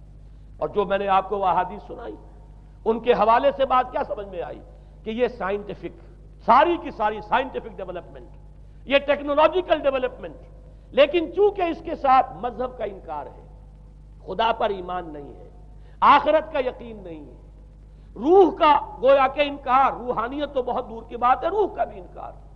نتیجہ یہ ہے کہ ان دونوں چیزوں کے مابین وہ گیپ جسے میں نے کہا تھا ایپالنگ گیپ، ایک بہت بڑا گیپ ہے جو پیدا ہو چکا ہے. اب میں حدیث آپ کو سنا رہا ہوں. بخاری شریف میں جو روایت ہے حضور نے فرمایا کہ دجال کے ماتھے پر لکھا ہوا ہوگا کافارا، کفر. الفاظ یہ ہے انہو مکتوب بین عینیہ کافارا، علیحدہ علیحدہ، یقرأہ کل مومن کاتب او غیر کاتب. وہ اس طرح نمایاں لکھا ہوا ہوگا کہ ہر شخص اسے پڑھ لے گا، چاہے وہ لکھنے والا ہو چاہے نہ ہو، لکھا پڑھا ہو چاہے نہ ہو. یعنی اس تہذیب کے پیشانی پر کفر لکھا ہوا ہے. مذہب سے دشمنی، مذہب سے بودھ، مذہب سے دوری، مذہب کی ہر چیز کی نفی. آج جو ایک ورلڈ سویلائزیشن ہے، ایک عالمی تہذیب ہے جس کا کہ غلبہ ہے ہمارے اس پورے گلوب پر، اس میں 3 چیزوں کے مقابلے میں 3 چیزوں کی اہمیت ہے. خدا کی اہمیت نہیں ہے، ہوگا، ہم انکار بھی نہیں کرتے لیکن ہم جانتے بھی نہیں کہ ہے کہ نہیں. ہاں اہمیت کائنات کی ہے. غور کرو، کائنات کے قوانین کو سمجھو، ایکسپلائٹ کرو، قوت جو ہے نیچر کی قوت اس کو مسخر کرو، اس کو استعمال کرو. ہوگا خدا ہے یا نہیں ہے، چھوڑو اس بحث کو. اصل اہمیت جو ہے وہ کائنات کی. اسی طرح اصل اہمیت اس جسم کی ہے، مادے کی ہے. روح ہوگی کوئی شے ہمیں نہیں پتا، نہ ہم دیکھ سکتے ہیں، نہ ہم اسے چھو سکتے ہیں، نہ چکھ سکتے ہیں. ہوگی لیکن یہ کہ اصل جو ہے اہمیت وہ مادے کی اور جسم کی، اس کی فکر کرو۔ اسی طریقے سے حیات دنیاوی، اصل شے حیات دنیاوی ہے، اس کو بناؤ سنوارو، بہتر سے بہتر زندگی گزارو، ویلفیئر سٹیٹ ہو، بہت ہی عمدہ ماحول ہو اور ہر چیز کو، لیکن حیات اخروی ہوگی۔ اب تو آرام سے گزرتی ہے، آخرت کی خبر خدا جانے ہے یا نہیں ہے، اس سے ہمیں کوئی بحث نہیں۔ تین چیزوں کے مقابلے میں تین چیزوں کی اہمیت، یا یوں کہیے کہ تین چیزوں کے مقابلے میں مقابل کی تین چیزوں کو بالکل غیر اہم، اس کی طرف کوئی توجہ ہی نہیں۔ توجہ کا ارتکاز کائنات پر ہے، ذات باری تعالیٰ پر نہیں۔ ذات و صفات باری تعالیٰ ایک صرف علمی موضوع ہے، اصل توجہ کی شے کائنات ہے۔ روح ہوگی کوئی شے، اصل شے جسم ہے اور مادہ ہے۔ حیات اخروی ہمیں نہیں پتا، کسی نے واپس آ کر خبر نہیں دی مرنے کے بعد، لہذا ہم نہیں کہہ سکتے ہے کہ نہیں ہے۔ البتہ یہ کہ حیات دنیا بھی تو ہے، اس کو مضبوطی کے ساتھ تھامو، اس کو بہتر بناؤ۔ توجہ کا اصل ارتکاز حیات دنیاوی پر ہے۔ یہ ہے وہ گلوبل سویلائزیشن جو در حقیقت یورپ سے ابری، اور یورپ سے ابری ہے، اس کی بنیاد میں مذہب کی دشمنی موجود تھی۔ جو رد عمل تھا در حقیقت اس پاپائیت کے نظام کا، جو پولزم کے ذریعے سے دنیا میں قائم ہوا، یہ وجہ ہے۔ اور آج انسان جہاں کھڑا ہے غور کیجئے، انتہائی ہولناک جنگ جو ہے وہ اس کے سر پر ایک خطرے کے طور پر مسلط ہے۔ دو جنگیں اس ایک صدی میں ایسی ہو چکی ہیں جنہیں اپنے ورلڈ وار 1 اور ورلڈ وار 2 اتنے بڑے پیمانے پر قتل و غارت دنیا میں پہلے کبھی نہیں ہوئی۔ اس لیے کہ پہلے فوجوں کی جنگیں ہوتی تھی، آبادیوں پر جا کر کہیں کوئی قتل عام ہو گیا ورنہ یہ کہ قبضہ لیا، پہلے وہ کسی اور کی ریت تھے، اب کسی اور کی ریت ہو گئی۔ آیا بابر آیا، اس نے پانی پت کے میدان کے اندر ابراہیم لودھی کو شکست دے دی، دلی میں آ کر اس نے کسی کا خون نہیں بہایا، بس وہ آ کے تخت پر قابض ہو گئے۔ کہیں کہیں ہوئے ہیں فتنے، یا پھر عذاب الہی آتے رہے ہیں کہ رسولوں کے انکار کی سزا کے طور پر قوم نسیہ منسیہ کی گئی ہیں، لیکن جنگیں جو دنیا میں ہوتی تھی، وہ جنگوں کا معاملہ جو ہے وہ اس نوعیت کا ہوتا تھا، وہ فوجوں کے درمیان ٹکراؤ ہوتا تھا، میدان جنگ میں کشتوں کے پشتے لگتے تھے، لیکن اس کے بعد نہیں ہو گیا، کہیں کسی نے بہت غصہ نکال لیا۔ لیکن اس صدی میں اب جو جنگیں ہوئی ہیں اس سے تو ملک کے ملک تہس نہس ہوئے ہیں، آبادیاں ختم ہوئی ہیں۔ اور جو تیسری جنگ ہوگی یہ جان لیجئے، آخر انسان کب تک اسے ٹالے گا؟ رشیا کے بارے میں یہ سمجھنا کہ وہ پیچھے ہٹ گیا ہے، پسپائی اختیار کر لی، اس نے بہت بڑی حماقت ہے۔ وہ در حقیقت اب ڈپلومیسی کی راہ سے سپریمیسی چاہتا ہے، لہذا تصادم تو ہو کر رہنا۔ مولانا مناظر حسن گیلانی رحمۃ اللہ علیہ کے خیالات جو ہیں وہ مجھے اس سورہ کہف کے ابتدائی آیات کے ضمن میں مجھے ان سے اتفاق ہے، اور بہت سی چیزیں ان سے ماخوذ ہیں۔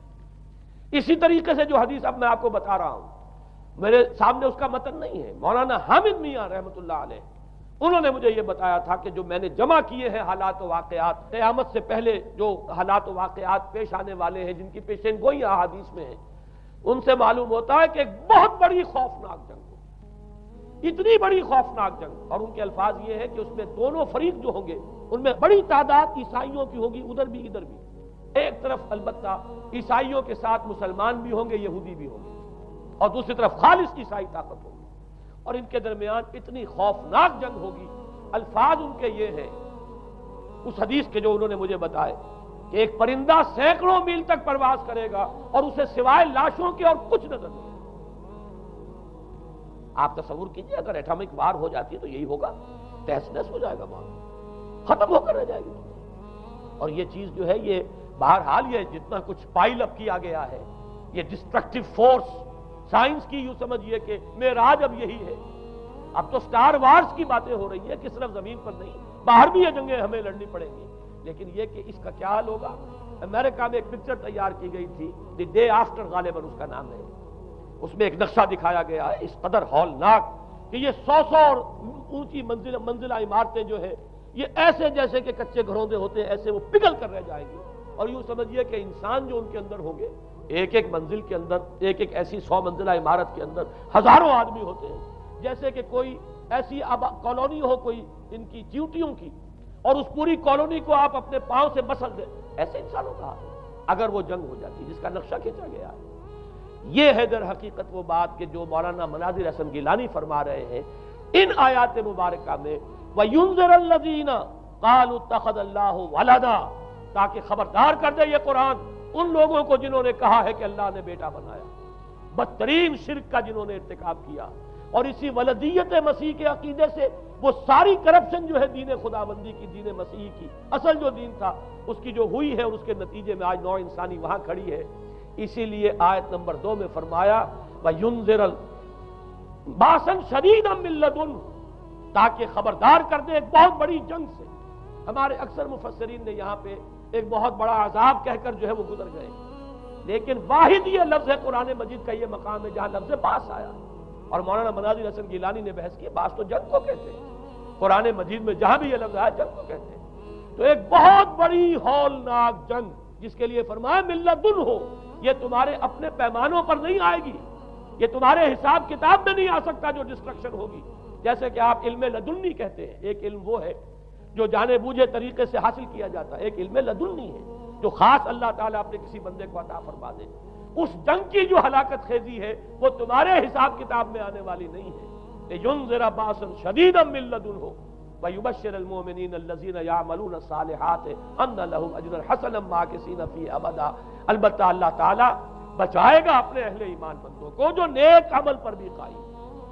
اب میں وہ حدیثیں آپ کو سنا دوں، میں نے پہلے بخاری کی حدیث آپ کو سنا دی کہ اس پورے فتنے کے معلوم ہوگا کہ اس کی دونوں آنکھوں کے مابین کافارا لکھا ہوا ہے، کفر، گویا کہ یہ سمبل ہے، یہ علم ہے، یہ علامت ہے اس جدید موجودہ تہذیب کی، کفر، الحاد، مادہ پرستی، خدا کا انکار، آخرت کا انکار، روح کے وجود کا انکار۔ اس کے بعد فرمایا، یہ ابو داؤد کی روایت ہے، فواللہ، تو خدا کی قسم وہ وقت جب آئے گا، ان الرجل لیاتیہ وہو یحسب انہ مومن، ایک شخص حاضر ہوگا اس کے پاس، دجال کے پاس، اور وہ شخص اپنے آپ کو مومن سمجھتا ہوگا کہ مومن ہے، فَيَتَّبِعُهُ بِمَا يُبْعَثُ بِهِ الشُّبْهَاتِ، لیکن جو شبہات اس فتنے کی وجہ سے اس کے اندر پیدا ہو جائیں گے اس کی وجہ سے وہ بھی اسی کی پیروی کرے گا۔ آج آپ عالم اسلام کا نقشہ دیکھ لیجیے، ذہنوں کے اندر جو شبہات ہیں، ایمان کے بارے میں یقین کی کیفیت کتنوں کو حاصل ہے، وہی ساری ہماری بھی ویلیوز ہے، وہی مادی تہذیب جو ہے، آج ہم بھی اسی کے پیروکار ہیں، سمجھتے ہیں اپنے آپ کو مسلمان، سمجھتے ہیں مومن، لیکن ذرا تجزیہ کیجئے۔ اسی کو میں نے اپنے اس کتابچے میں اسلام کی نشرت ثانیہ میں تفصیل سے واضح کیا کہ در حقیقت رگوں پے میں سرایت کر گئی ہے یہ تہذیب۔ بظاہر جو ہے نظر آتا ہے جیسے روئے ارضی پر، زمین کے اوپر تو آپ کو کہیں اونچائی نظر آ جائے گی، کہیں نیچائی نظر آ جائے گی، کہیں پانی ہے، کہیں خشکی ہے، ذرا اوپر چلے جائیں تو ہوا ہے، ہوا کا غلاف پورے کرۂ ارضی کو اپنے اندر لیے ہوئے۔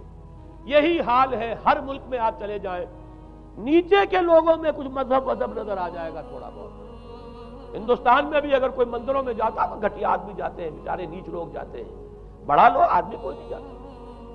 ہمارے ہاں بھی جا کے ہوتے ہیں مساجد میں سفارا تو غریب، پردہ رکھتے ہیں اگر کوئی تمہارا تو غریب۔ شہروں میں ایک کاروباری طبقہ ضرور ایسا ہے جو نماز روزے کے ساتھ اس کا ایک شوق ہے، لیکن آپ جا کے دیکھ لیجئے دیہات کے اندر کیا حال ہے۔ تو معلوم یہ ہوا کہ نیچے تو شاید کچھ نہ کچھ فرق ہے، یہ مسلمان ملک ہے، یہ ہندو ملک ہے، یہ فلاں ملک ہے، یہ بدھ مت کا ملک ہے، لیکن اوپر چلے جائیں یعنی ہر ملک کے اوپر جو ایلیٹ ہے، جو اعلیٰ تعلیم یافتہ، جو آپ کی ملٹری اور سول بیوروکریسی ہے ٹاپ کی، وہ تو ایک ہی رنگ میں رگے ہوئے، ان کا لباس وہی، ان کا رہن سہن وہی، ان کا تمدن وہی، نام کا فرق اگر نہ ہو تو پتہ نہیں چلے گا یہ مسلمان ہے کہ ہندو ہے کہ سکھ ہے، پر پتہ چلے گا وی پی سنگھ نام ہے تو پتہ چلے گا کہ ہندو ہے، لیکن یہ کہ باقی اس کی وضاحت، اس کا لباس، اس کا اٹھنا بیٹھنا، آپ کے ہاں یہ تو کچھ عوامی دور میں آ کے کرتا شلوار جو ہے وہ آئی ہے، لیکن وہ بھی اندرون ملک ہوتی ہے، باہر جا کر ہمارے اپنے ان لوگوں کے جو لباس ہوتے ہیں آپ کو دیکھیے کہاں فرق معلوم ہو جائے گا کہ کون مسلمان ہے اور کون ہندو اور کون پارسی ہے اور کون عیسائی ہے۔ تو معلوم یہ ہوا کہ اوپر ایک ہی گلوبل سیویلائزیشن ہے جس کا دور دورہ ہے، اور اس سیویلائزیشن کے ماتھے پر لکھا ہوا ہے کافارا، اس میں وہ ایمان نہیں ہے، اس میں الحاد ہے، مادہ پرستی ہے، کفر ہے۔ اس میں آخری حدیث جو میں آپ کو سنا رہا ہوں، حضور نے فرمایا آخر من یخرج الیہ النساء، اس فتنے کی طرف پیش قدمی کرنے والا آخری طبقہ ہوگا عورتوں کا، وہ جب اس تہذیب کی طرف لپکیں گے، یہ طبقہ جب آگے بڑھے گا، یہ جو ہمارے ہاں بھی جلوس نکلتے ہیں، شریعت کا مذاق اڑانے والے جلوس، اسلامی احکام کی نفی کرنے والے جلوس نکلتے ہیں، اور ان کے جس طریقے سے ڈسپلے ہوتا ہے اخبارات کے اندر، جتنا ان کے لیے اعزاز ہے، جتنی ان کے لیے یہاں پر تکریم ہے ہمارے معاشرے کے اندر، اس کو پیش نظر رکھیے۔ آخر من یخرج الیہ النساء حتی ان الرجل لیرجع الی امہ و ابنتہ و اختہ و عمتہ فیوثقها رباطا، یہاں تک کہ ایک بندہ مومن کا حال یہ ہو جائے گا کہ وہ دوڑے گا اور کوشش کرے گا اپنی ماں کو، بیٹی کو، بہن کو، پھپھی کو باندھ کر رکھے کہ وہ نکل نہ جائے۔ یہ حال ہو جائے گا کسی شخص کا۔ آج کتنے لوگ بے بس ہو چکے ہیں، اب وہ باندھ کر رکھنے والے بھی گویا کہ ہتھیار ڈال چکے، ورنہ یہ کہ ایک دور تھا کہ کچھ نہ کچھ باندھ کر رکھنے والے تو تھے، لیکن اب تو آزادی کی صورت آئی ہے تو باندھ کر رکھنے والے جو ہے وہ ہار مان چکے۔ اب تو آپ دیکھیں گے اچھے بھلے نظر یہ آتا ہے، داڑھی رکھی ہوئی ہے، خود جو ہے وہ مذہبی مزاج کے ہیں، لیکن بالکل بے پردہ کو خاتون جو ہے عین ان کے اسکوٹر کے پیچھے بیٹھی ہوئی یا ان کے کار کے اندر ان کی برابر کس چیز کے اوپر بیٹھی ہوئی جا رہی ہے۔ بے پردگی، یہ اباحیت، ہمارے اخبارات کا جو حال ہے اس کو دیکھیے۔ خدا کے لیے یہ رنگین صفحات بند کرو، لیکن مجال ہے جو کسی کے کان پر جوں تک نہیں دی۔ لہذا حدیث کے الفاظ نوٹ کیجئے، آخر من یخرج الیہ النساء، اس فتنے کی طرف پیش قدمی کرنے میں آخری طبقہ جو ہوگا وہ خواتین کا ہوگا۔ حتی ان الرجل لیرجع الی امہ و ابنتہ و اختہ و عمتہ، یہاں تک کہ آدمی دوڑے گا، پکڑے گا اپنی ماں کو، اپنی بیٹی کو، اپنی بہن کو، اپنی پھپھی کو، اور اسے باندھ کے ہی کوشش کرے گا کہ کہیں وہ اس طریقے سے اس دجالی فتنے کے اندر جو ہے وہ اسی کی پیروی کے اندر گھر سے نہ نکل جائے۔ یہ ہے وہ فتنہ جس کی لپیٹ میں اس وقت پوری دنیا آئی ہوئی ہے۔ اب نوٹ کیجئے، اس فتنے کے لیے اب میں چند باتیں اور کہہ رہا ہوں۔ لغوی بحث کیا ہے؟ دجال کسے کہتے ہیں؟ یہ بنا ہے لفظ دجل سے۔ دجل اور فریب یہ ہماری زبان میں بھی مستعمل، دجل و فریب، دھوکہ دینے والی شے، ملمہ، حقیقت کچھ ہو اوپر کچھ اور پردہ ڈال دیا گیا، یہ دجل ہے۔ گندم نمائی جو فروشی دجل ہے، فریب ہے۔ اسی کے لیے دوسرا لفظ عربی زبان کا جو قرآن میں کثرت سے آیا وہ غرور ہے، دھوکہ۔ اصل میں یہ دنیا دھوکہ ہے جو حیات اخروی کے لیے ایک پردہ بن کر ہماری آنکھوں پر پڑ گیا ہے۔ میں وہ آیات اب آپ کو جلدی سے سنا رہا ہوں۔ فرمایا وَمَا الْحَيَاةُ الدُّنْيَا إِلَّا مَتَاعُ الْغُرُورِ، سورہ آل عمران میں بھی آیت آئی، سورہ حدید میں بھی۔ لوگوں سن لو، یہ دنیا کی زندگی سوائے دھوکے کو کچھ نہیں۔ میں بعد میں عرض کر دوں گا کہ ایک دوسرا رخ بھی ہے دنیا کی زندگی کا، لیکن اس وقت یہ آیات سن لیجئے۔ غرتکم الحیات الدنیا، تمہیں دھوکے میں ڈال دیا اس دنیا کی زندگی نے۔ یہ سورہ جاسیہ کی آیت نمبر 35 ہے۔ غرتہم الحیات الدنیا، انہیں دھوکے میں ڈال دیا دنیا کی زندگی نے۔ یہ سورہ انعام میں آیت نمبر 70 بھی ہے، آیت نمبر 130 بھی ہے۔ تیسری مرتبہ سورہ اعراف میں آیت نمبر 51 ہے، اور 2 مرتبہ سورہ لقمان اور سورہ فاطر میں آیا فَلَا يَغُرَّنَّكُمُ الْحَيَاةُ الدُّنْيَا وَلَا يَغُرَّنَّكُمْ بِاللَّهِ الْغَرُورُ۔ دیکھو لوگوں، کہیں تمہیں دنیا کی زندگی دھوکے میں نہ ڈال دے۔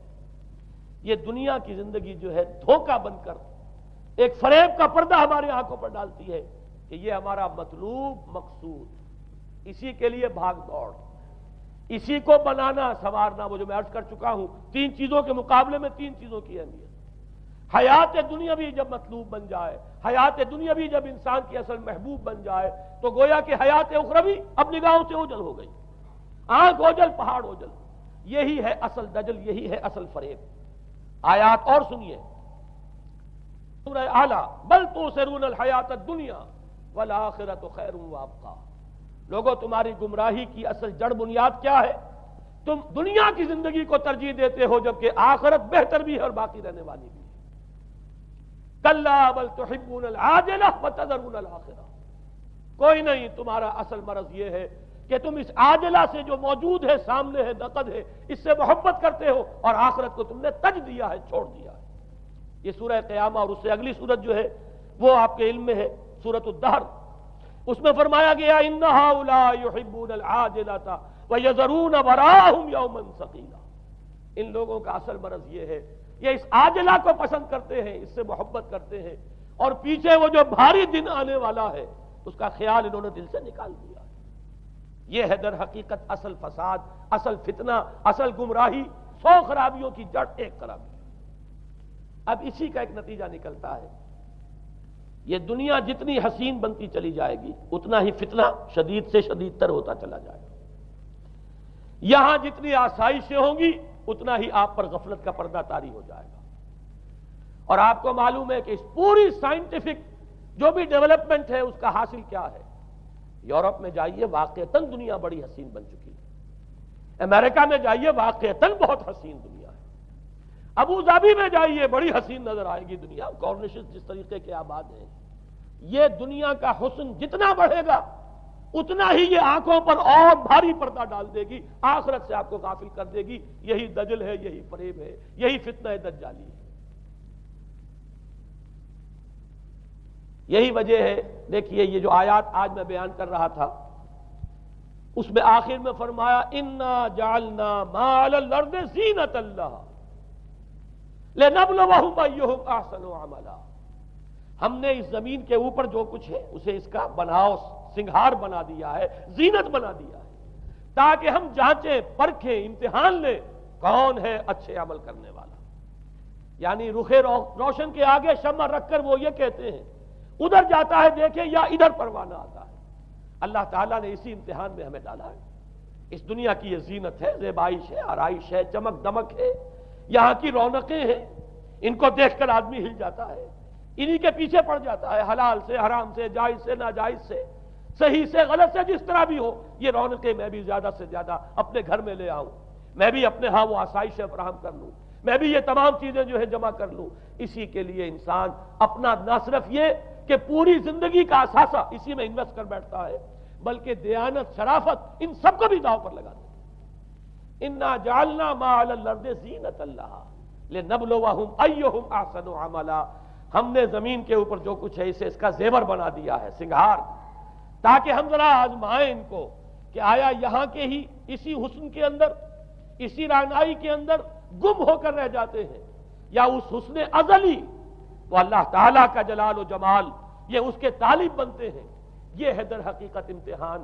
اسی کو جیسے کہ حدیث میں بھی آیا تھا، شروع کی آیات اور آخری آیات، آخری رکوع میں فرمایا قل هل ننبئکم بالاخسرین اعمالا، اے نبی ان سے کہیے کیا ہم تمہیں بتائیں اپنی زندگی کی جد و جہد میں، بھاگ دوڑ میں سب سے زیادہ خسارے میں کون رہے؟ الذین ضل سعیہم فی الحیاۃ الدنیا وہم یحسبون انہم یحسنون صنعا۔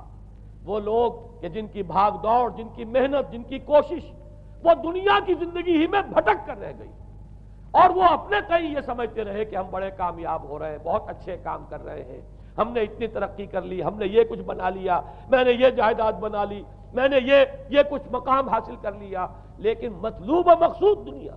ضل سعیہم فی الحیاۃ الدنیا، انہوں نے دنیا کی زندگی ہی کے اندر اپنی ساری سعی و جہد کو بھٹکا کر رکھ دیا۔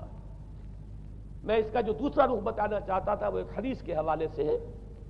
اگر آخرت مطلوب و مقصود رہے تو یہ دنیا آخرت کی کھیتی بن جاتی ہے۔ حضور نے فرمایا دنیا مزرعۃ الآخرہ، اگر تمہارا مطلوب و مقصود آخرت ہے تو پھر یہ دنیا کے اندر یہ کھیتی ہے، بو گے یہاں تو وہاں کاٹو گے۔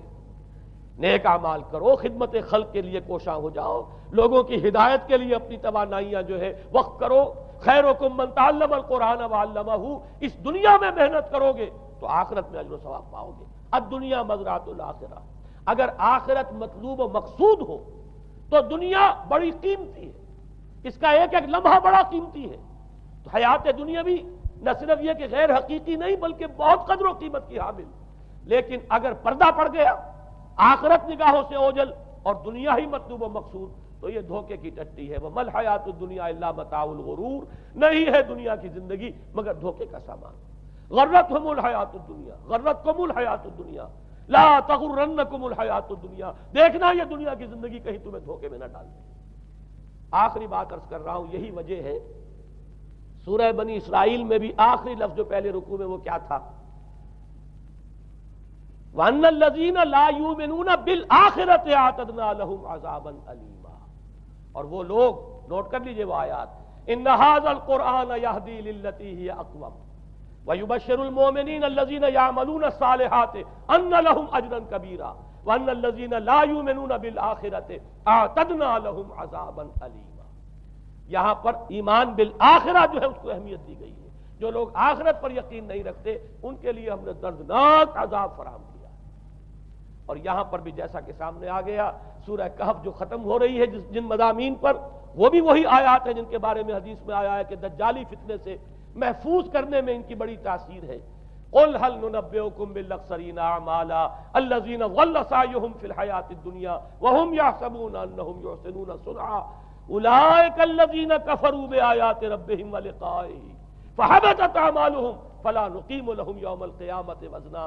یہ وہ لوگ ہیں جنہوں نے اپنی رب کی آیات کا انکار کیا، جن کی دنیا ہی مطلوب و مقصود بن کر رہ گئی ہے، چاہے وہ کہیں ہم قرآن کے ماننے والے ہیں اور محمد کے عاشق ہیں صلی اللہ علیہ وسلم، اولئک الذین کفروا بآیات ربهم ولقائه فحبطت اعمالهم فلا نقیم لهم یوم القیامۃ وزنا ذلک جزاؤہم جہنم بما کفروا واتخذوا آیاتی ورسلی ہزوا۔ یہ وہ لوگ ہیں کہ جنہوں نے ہمارے رسولوں اور ہماری آیات کا ٹھٹھا اڑایا ہے، اس لیے کہ رسول کہہ رہے ہیں اصل منزل آخرت کی ہے، تم بنائے ہوئے دنیا کو مطلوب و مقصود، تو لاکھ زبان سے عشق رسول کے دعوے کرو، اپنے عمل سے در حقیقت رسول کی تکذیب کر رہے ہیں۔